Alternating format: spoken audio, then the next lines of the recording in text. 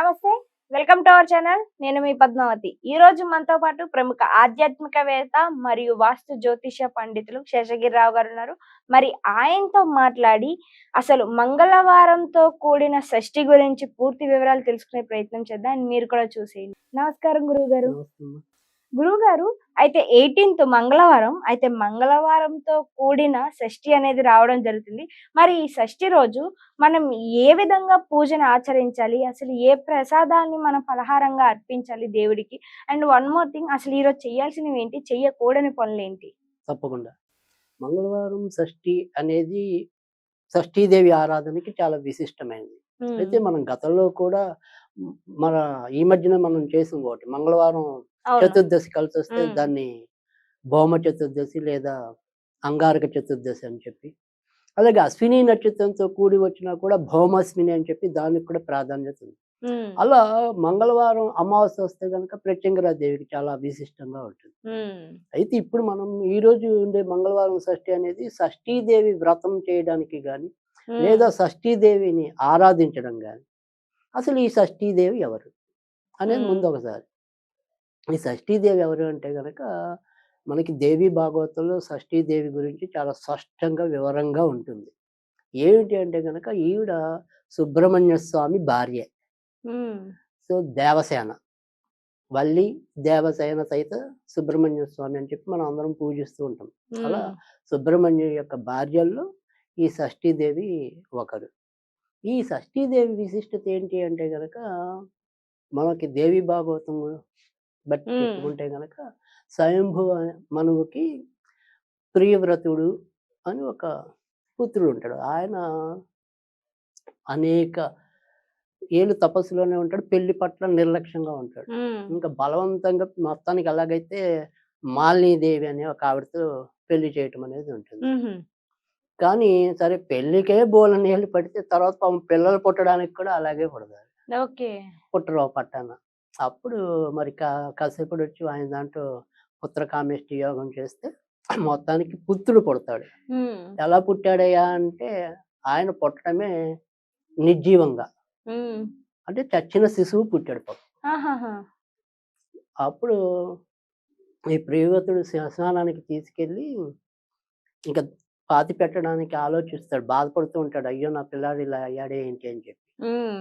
అప్పుడు ఆవిడ వస్తుంది ఒక పుష్పక విమానం మీద, ఈ దేవసేన.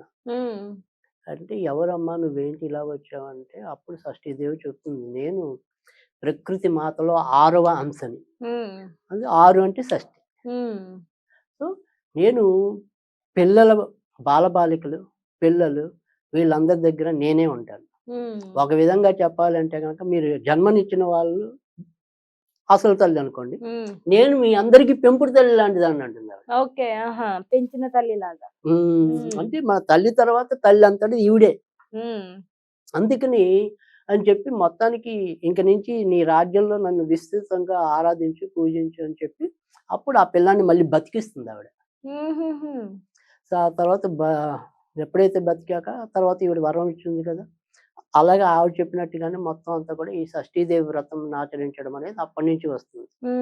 ఈ షష్ఠీదేవి వ్రతం ఆచరించడం వల్ల ఏంటంటే చాలా లాభాలు ఉన్నాయి. ఒకటి ఏంటంటే ఇందాక చెప్పుకున్నట్టు అసలు పిల్లలకు ఉండే అన్ని రకాల యొక్క రోగాలు, అంటే ఇప్పుడు మనకి చిన్న చిన్న పిల్లలు ఇలా బాలగ్రహ దోషాలు అంటాం, తర్వాత అల్లరి ఎక్కువ చేస్తూ ఉండటం, తర్వాత ఆడవాళ్ళకి ఋతు సమస్యలు రావటం, ఇలా ఏవన్నా కానీ అవన్నీ కూడా ఈ షష్ఠీదేవి వ్రతాన్ని ఆచరించడం వల్ల, అంటే భార్యాభర్తల మధ్య అనురాగం చిగురించాలన్నా, పిల్లలకు ఉండే అన్ని రకాల అవలక్షణాలు తొలగాలన్నా, అనారోగ్యాలు పోవాలన్నా, భయపడటం బాధపడటం పిల్లలకు దడుచుకోవటం ఇలాంటివి ఏమన్నా కూడా అయిపోవాలన్నా, అంటే షష్ఠీదేవి యొక్క ఆవిడని ఆరాధిస్తే మనకి ఇలాంటివి ఉన్న సమస్యలన్నీ కూడా తొలగించుకోవచ్చు.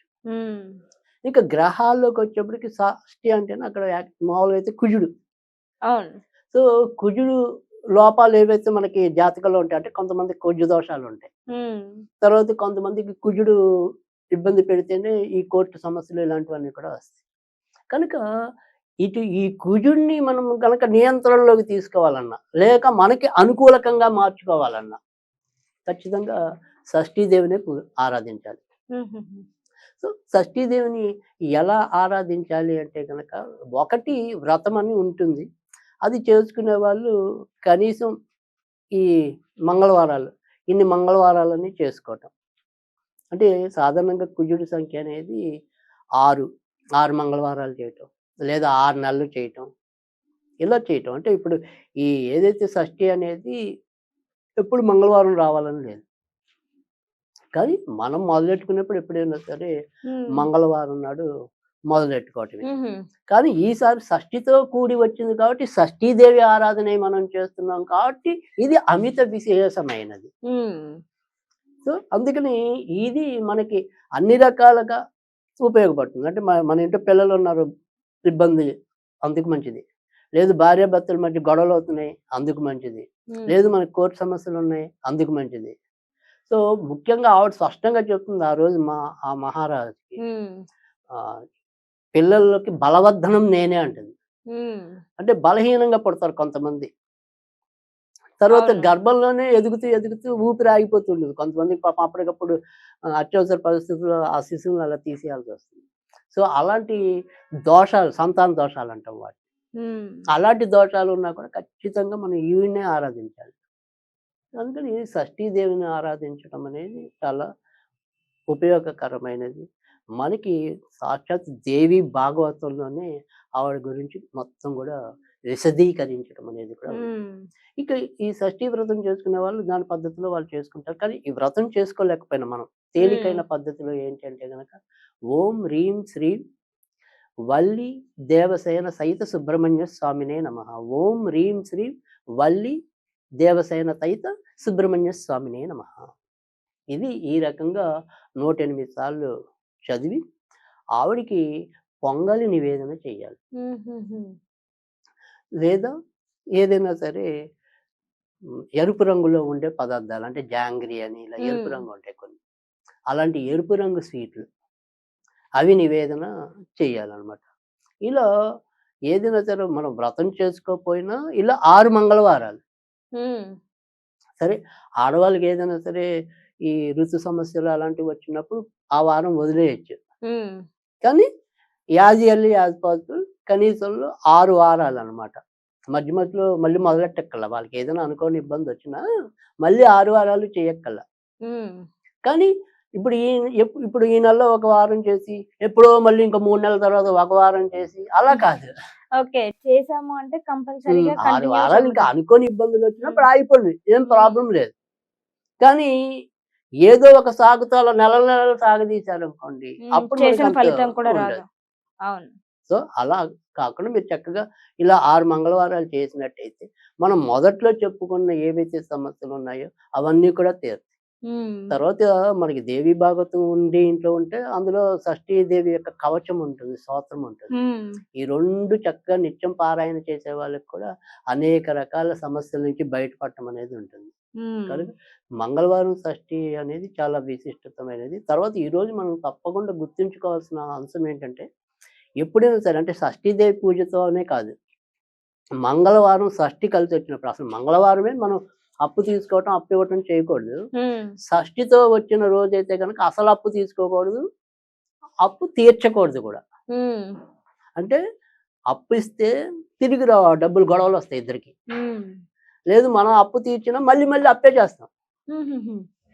సో అందుకని ఈ రోజు అనేది అప్పు తీసుకోవడానికి మంచిది కాదు, అప్పు తిరిగి చెల్లించడానికి కూడా మంచిది కాదు. సో అదొక్కటి మటుకు ఎప్పుడైనా సరే అది గుర్తుంచుకోండి. షష్ఠితో వచ్చిన మంగళవారం నాడు ఇలాంటి అప్పులు, రుణాలకి అంత మంచిది కాదు. మరి తీర్చే విషయంలో మంచిదే అంటారా? అదిగా నేను తీర్చడం కూడా మంచిది కాదంట. ఎందుకని? అదిగా తీర్చినా కానీ మళ్ళీ వెంటనే అప్పు చేయాల్సిన పరిస్థితి వస్తుంది. ఇవాళ తీరుస్తారు, మళ్ళీ నెల తిరగకుండా మళ్ళీ ఇంకొక దగ్గరికి అప్పు పరిగెత్తారు. సో అప్పులు చేయడం కాకుండా తీర్చడం కూడా మంచిది కాదు అని అంటారు.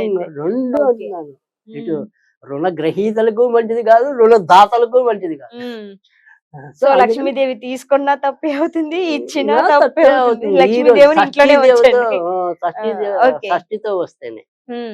సో మిగతా మంగళవారాలు అంత మరీ అవసరం కాదు, కానీ షష్ఠితో కూడిన మంగళవారం మంచిది కాదు. అందులో ముఖ్యంగా ఈ రోజు మనం మొదట చెప్పుకున్న షష్ఠీదేవి ఆరాధన అనేది కనుక